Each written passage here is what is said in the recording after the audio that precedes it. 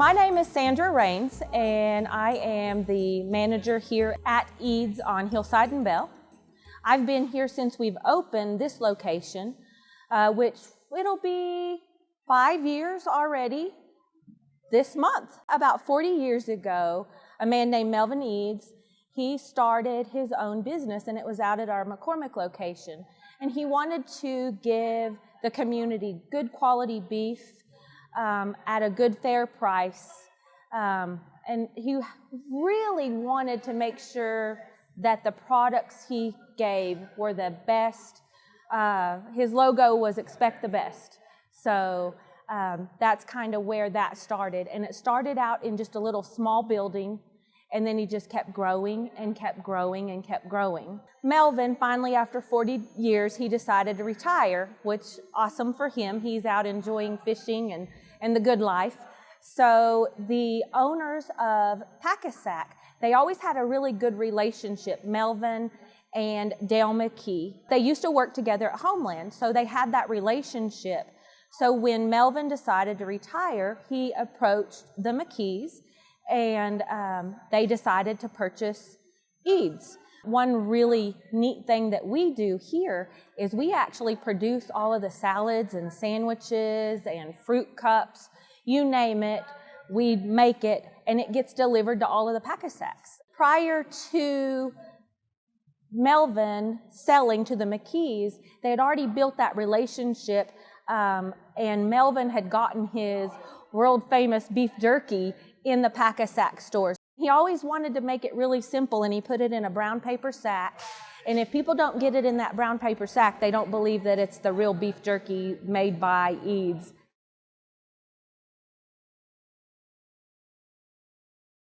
We actually just finished up Thanksgiving, and obviously turkeys is what we sold the most of, as well as hams. And now moving into Christmas, you're going to see beef tenderloins, you're going to see prime rib roasts, you're going to see more of the beef side of it rather than the poultry and the hams.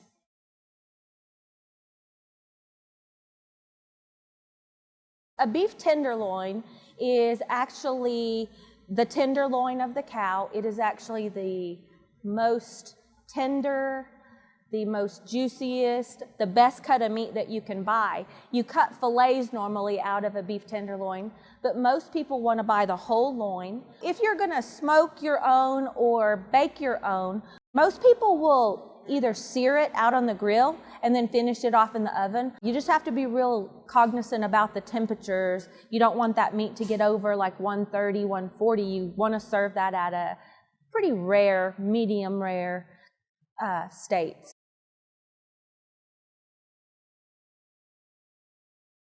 I come from a grocery industry, and I always worked in the deli.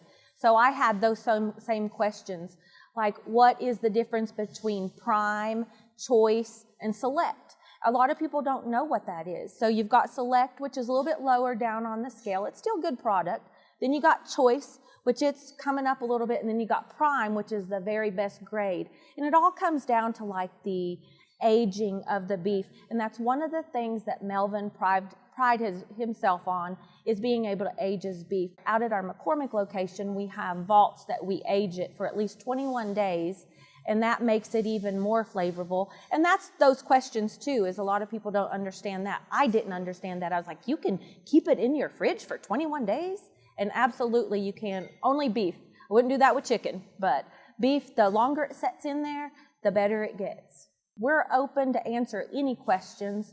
We hope that they know that they can just walk up to the butcher counter and ask us, and if we don't know, you're right, we do have a couple of experts that do work for us that have been in the meat industry for 40 and 50 years that we can always find that answer. But we're here to answer any question and help with any cut of meat, whether or not it be for the holidays or just outdoor barbecue or a birthday party, anything like that. We're here to help.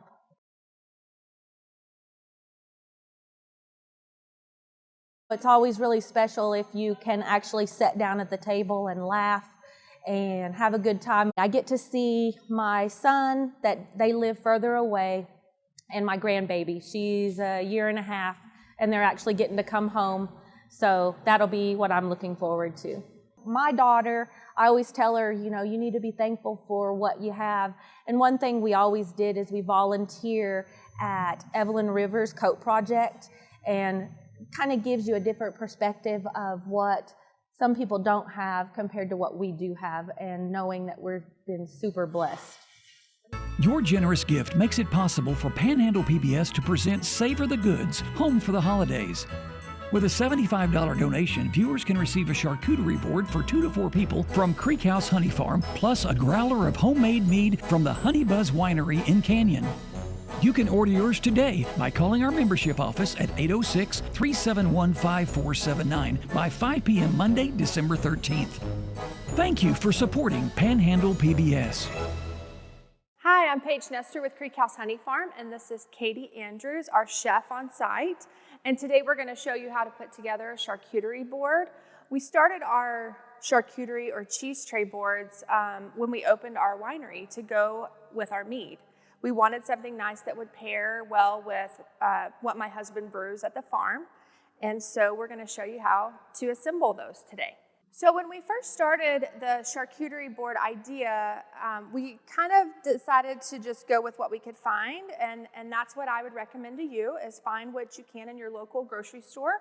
If you want to kick it up a notch like we did, I would suggest that you go to a marketplace like Eads Meats to find a really good local meat. We decided to start putting a smoked pork tenderloin that my husband smokes at the farm and a sausage that Eads does in-house on the trays instead of processed meats. We wanted something that would be a healthier option choice.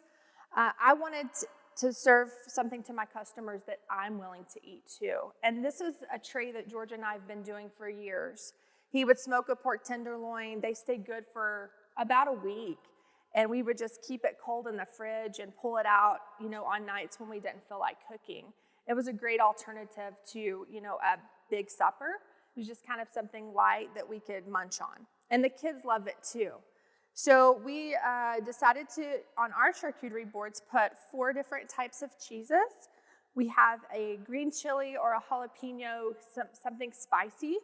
And then we have a dill Havarti, which is a really good addition, and a cheddar, and a Monterey Jack. And then we decided I just have always loved pretzels, and I think they're really good with honey, and so we put pretzels on our tray just for the heck of it. And we kind of kicked it up a notch with the broken cracker that just makes it look fancy. And then along the way somewhere, we decided to start making our own pecans. And so at the farm, we make a honey roasted pecan in-house. It is so good. It is super delicious, made with our local fresh honey. And also a hot and spicy pecan, and some salted roasted almonds. And then we do have a dried fruit option with the apricots. And then to get a really good berry, you just want to make sure that they're in season. And so sometimes we'll switch them out throughout the year. Like if blackberries are in season, we'll put those on. If strawberries, are good, then we'll try those, because we really want the fruit to be nice and fresh. And then, absolutely, to kick it up a couple more notches, putting some fresh local honey. We have our hot and spicy honey, and we also have our regular honey. And right now in season, we don't sell it right now, but we do have our honeycomb, and then some fun chocolate pretzels, just to go good with that mead. Mead is not wine, it is fermented honey. And so it's similar to wine, but we add the fruit on the back end of mead. So we're gonna ferment it for 6 to 8 weeks and then add that fruit juice base to the end of it. So it's not like wine in that you start off with a fruit and it's fermented from the start. So it can be dry, it can be very sweet because it is a honey. And so we just wanted to pick some kind of salty things and that would go and pair well with some of the sweeter meads, and then also the sweeter fruit that would pair good with the drier mead. And of course, the dark chocolate always goes great with wine, and so it goes great with a lot of our mead. So when we are extracting honey, and we're doing that right now in farm, we do it we have to think about when the flowers are in bloom. So we get a bloom starting in probably late April, May, and then through October, because we move them around to crops. And the crop we're on right now is cotton honey. It's really floral, really sweet, but we start extracting end of July, and then we continue to extract until the end of October. And the honey process, I don't know if you know this about bees, but one bee in her whole life produces 1/12 of a teaspoon of honey. So it's very minimal. It takes 10,000 bees to produce 1 pound, and this is a pound of honey. They also have wax glands in their body, and they actually make the wax that they store the honey in.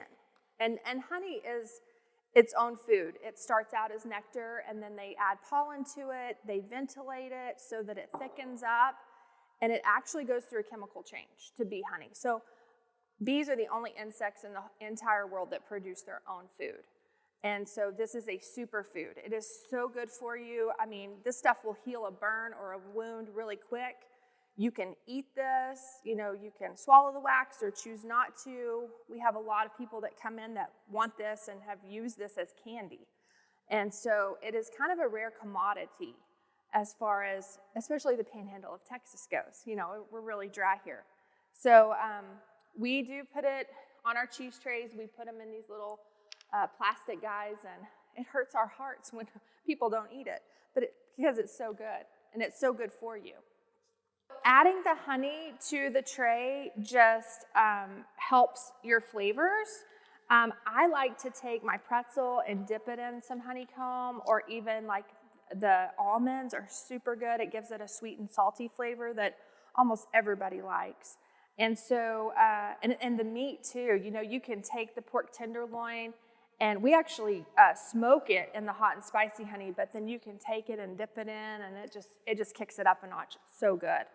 This is our final product, and if you come to the farm, this is what you're going to get. You're going to get a beautiful tray. We try to keep all of our fruits kind of in one area, and the colors just pop out on the tray. And then we add little ramekins and things in different areas to create texture and just to make it look pretty and fill up the space. And I always tell my girls that are assembling trays, make sure it's full.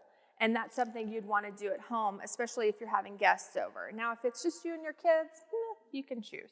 But if you want to make it look artistic and pretty, then you'll want to kind of color coordinate and coordinate things together. It doesn't just need to be thrown out. It needs to be sort of organized so that people can pick and choose what they'll like to eat. Some people don't like their food touching, so you kind of have to take that into consideration too.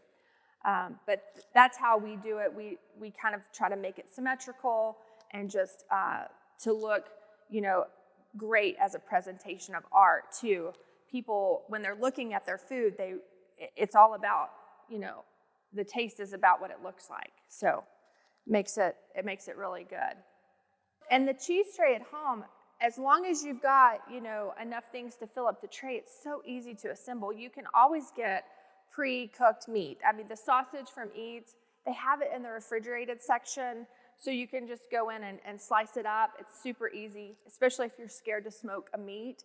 And I'm sure they have other options in there too. Everything else you can almost get packaged. So, we sell our honey roasted pecans at the farm. We sell our hot and spicy pecans. You can come get our honey to put on. If you have little ramekins to put it in, that would be great and easy and fun. And the cheese, I would always suggest that you buy it in blocks and cut it yourself, because if you buy it already cubed in a bag, it's going to have extra preservatives added to it that you probably don't want. And it just, hand cutting it just adds to the ambiance of the tray. Holidays are here, and this is a great time to step out of your comfort zone and try to make something really nice for your guests, your family and friends. Now that we're able to get back together and celebrate, this would be a great welcoming, gift to those guests that are coming over to your house. Your generous gift makes it possible for Panhandle PBS to present Savor the Goods, Home for the Holidays. With a $75 donation, viewers can receive a charcuterie board for 2 to 4 people from Creek House Honey Farm, plus a growler of homemade mead from the Honey Buzz Winery in Canyon. You can order yours today by calling our membership office at 806-371-5479 by 5 p.m. Monday, December 13th. Thank you for supporting Panhandle PBS. Hi everyone, Ruthie here with Black Fig Food, and I'm here today with Savor the Goods at Home for the Holidays, and I'm here to teach you how to make a delicious bourbon ginger cake with cranberries. Let's get started. To get started with this cake, we're first going to make our sugared cranberries that are going to go on the top of the cake. So what I have here are about 12 ounces of fresh cranberries, and y'all know this is seasonal stuff here, so we're going to utilize them this Christmas season with this gorgeous cake. So what I've got here is a couple of bowls, and I'm going to add just a teeny bit of maple syrup to the cranberries and get them nice and coated, because this is what the sugar is going to stick to. So I'm just going to get dirty. This is the best part of baking, right? And if you know me well, you know that Ruthie is not a very patient person, so I don't bake as often as I should, but today I'm doing it just for you all. So here we go. So once I get all that maple syrup covered on the cranberries, I'm just gonna lightly, and I'm not measuring the sugar at all, I'm just putting it in there and just, we're gonna toss it and get it all coated, like so.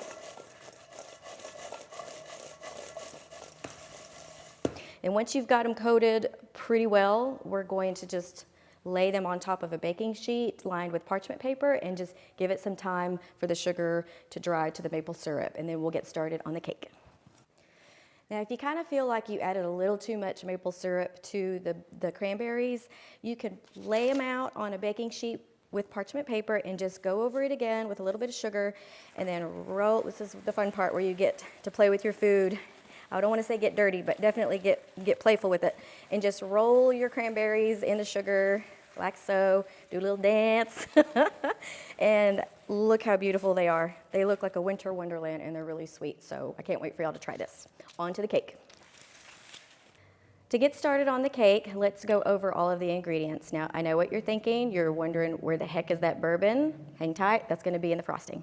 So what we have here to get started with the cake is a stick of unsalted butter, softened, 2 cups of light brown sugar, 4 large eggs, a half a cup of canola oil, and 1 cup of oat milk. And I've combined them here together just to make things go a little bit smoother when I'm making the cake. 1 teaspoon of kosher salt, 2 teaspoons of vanilla extract, 4 cups of all-purpose flour, 2.5 teaspoons of baking soda, a teaspoon of cinnamon, and 2 teaspoons of ground ginger. Now, if you really like ginger, you could certainly add in fresh grated ginger into the cake, and if you choose to go that route, I would do probably about 2.5 tablespoons of that, and it's gonna have a bite, but hey, I bet you're brave, so let's get going with this. To get started with the cake batter, first you want to cream the butter with the eggs and the brown sugar.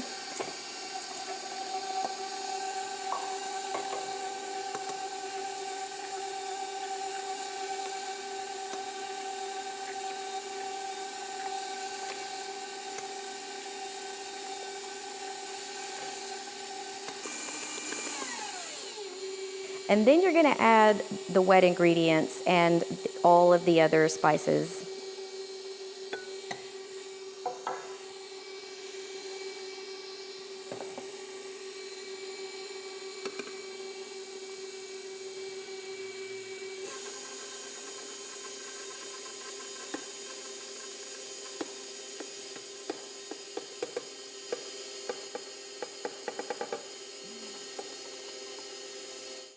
Now we're going to pour our cake batter into our 9-inch round cake tins. Little trick I do, and it's really no secret. Bakers know this very well.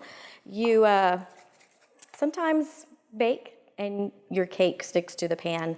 I know my grandma used to butter and then flour the cake tins, and it always worked for her, but for some reason, it never works for me. I'm sure it's all something I'm doing wrong, but to make things easier, I just spray the pan with a little bit of Pam spray, and then you're going to add a little piece of parchment paper. And I just cut a piece of parchment paper off the roll, and I set it on the counter, and you just trace your pan around with a pencil and then cut it out. Or if you bake a lot, I'm sure you can find these online already pre-cut. So you're just gonna set that in the bottom of the pan and repeat with the other pan.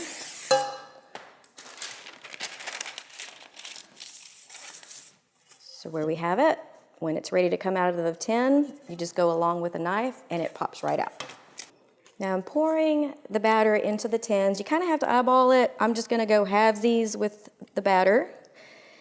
And it doesn't look like a whole lot of batter at first, but once it spreads out and starts to bake, it's going to miraculously bake into a pretty darn good looking cake. And once you get your batter in the pan, just slowly work your way around the edges and smooth it to the edge of the pan. And of course, when it gets in the oven, it's going to start heating up and flattening out, and it will eventually spread out along the pan, like so. All right, let's get these in the oven. Oh, hey. Okay, are we ready to do this frosting? It is really, really good, y'all. Now, you could use any kind of bourbon. I'm using a little bit more expensive one, but you could just buy the cheaper ones behind the counter if you're just cooking with it. So, for the frosting, we're gonna start with 3 sticks of unsalted butter. We're gonna use about 6 ounces of the cream cheese, a little bit of vanilla extract, powdered sugar, and the best part of all, the sweet, sweet bourbon. Let's get started. Now for the fun part, we're going to build this cake. So the first thing I'm gonna do is level out the top of one of the cakes, and you're just gonna do that with a serrated knife and just carefully go across the top just to get it flat before we put the frosting on top of it. So once you've done that, we're gonna get started on building the cake. Let's do it.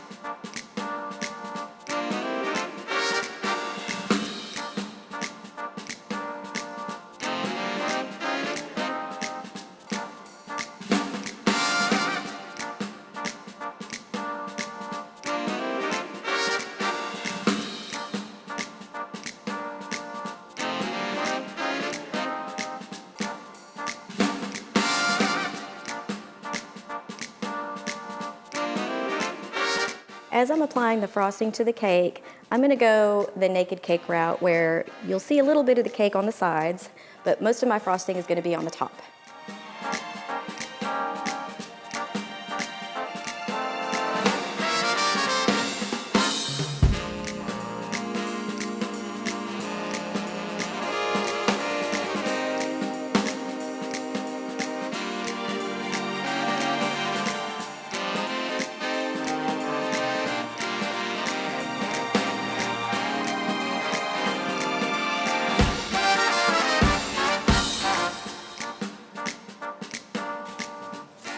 Now it's time to decorate the top of the cake with these beautiful cranberries.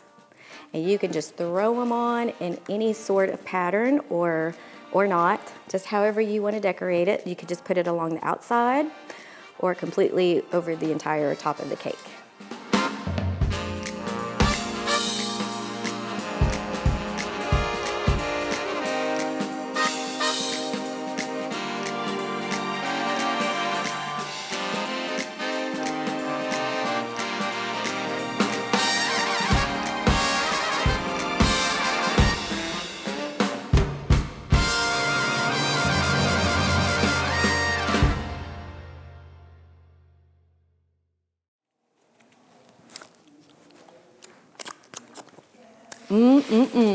And here, ladies and gentlemen, is a beautiful bourbon ginger cake with cranberries. Another thing you could do if you're going to serve this for your holiday gathering is put it on a really beautiful platter and decorate the bottoms with the extra cranberries if you have any left, if you haven't eaten them all, with a little bit of holly or fresh rosemary, anything that's gonna make it look a little green in contrast with the red cranberries. And here you have it. I hope you enjoy it. Thank you for joining us for Savor the Goods at Home for the Holidays, and please consider donating this holiday season to Panhandle PBS. Your generous gift makes it possible for Panhandle PBS to present Savor the Goods, Home for the Holidays. With a $75 donation, viewers can receive a charcuterie board for 2 to 4 people from Creek House Honey Farm, plus a growler of homemade mead from the Honey Buzz Winery in Canyon. You can order yours today by calling our membership office at 806-371-5479 by 5 p.m. Monday, December 13th. Thank you for supporting Panhandle PBS.